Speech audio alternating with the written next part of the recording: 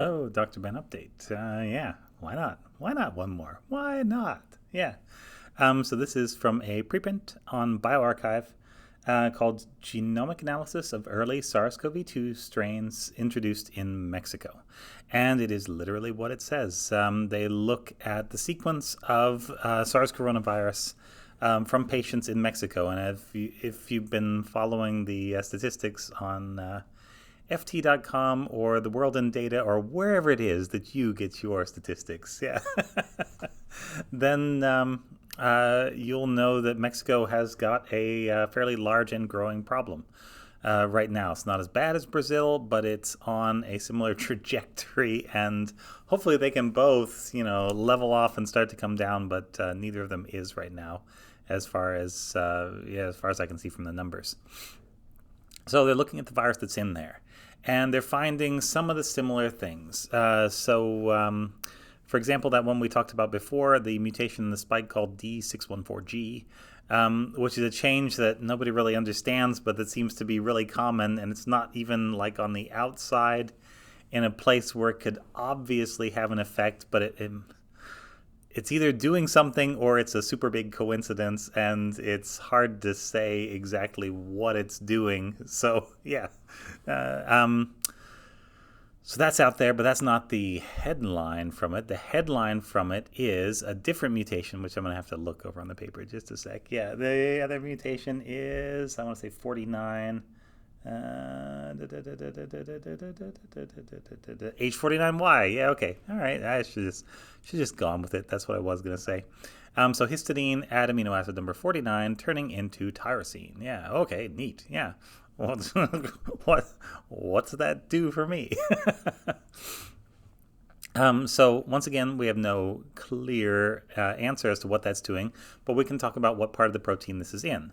So if you imagine your spike like a vase with these sort of bulbs on top, it's got three bulbs, so one, two, three, and those are going to be a thing called the N-terminal domain, and then tucked in and kind of locked onto the bulbs, you're going to have these three receptor binding domains, and two will be down and one will be up. So down, down, up, just like that. And the thing that they lock onto is the N-terminal domain. So changes to the N-terminal domain are either in response to, so this is the most exposed part of the spike, if you like. So changes here may be in response to the immune response. If there's a common antibody or a common T cell response that a lot of people can make, or that genetically people who happen to be in Mexico are going to be more likely to make, then you're going to see the virus. Yeah, they'll basically kill off all the virus that they can, and the virus that they can't kill will then be the one that spreads. Yeah, that's viral evolution anyway. It happens real fast like that. So it could be that. I need to look on the protein to see exactly where this mutation is. I haven't heard about this exact part of the protein being part of the lock that holds the receptor binding domains down. But you can imagine if you had a difference, like if it was better at locking or worse at locking, there could be scenarios where you would have more receptor binding domains up, or where it would be harder or easier to put them up, and where that could have an effect.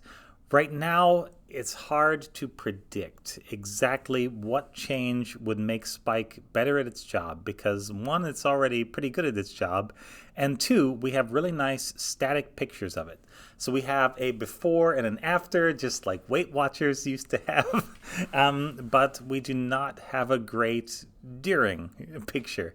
We fill in most of those parts from molecular dynamics, which is taking the protein and just trying to see which ways it could bend, and if you bent it like this, then what would happen. Stuff like that. Just sort of put it into a computer and jiggle it. Yeah, see what's it do. Yeah, what can it do? What's the range of possible motion? That some inferences from other viruses in particular, and some real indirect stuff.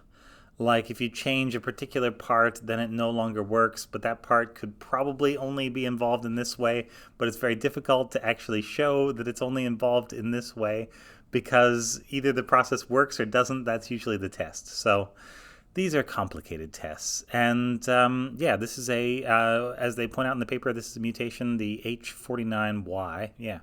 is one that's cropping up in multiple genetic backgrounds of virus. So like different viruses come in, and they're all independently ending up at H49Y, or not all of them, but more of them than you would expect by chance. Yeah.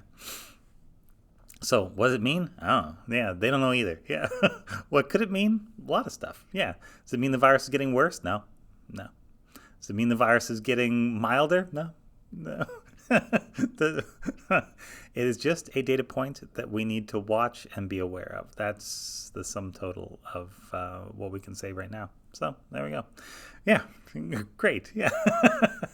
Another one of those papers. Yeah, there are a lot of those papers. Every paper is putting new data points on the map. It's telling us something, and eventually there are going to be ways to connect up at least some of these data points.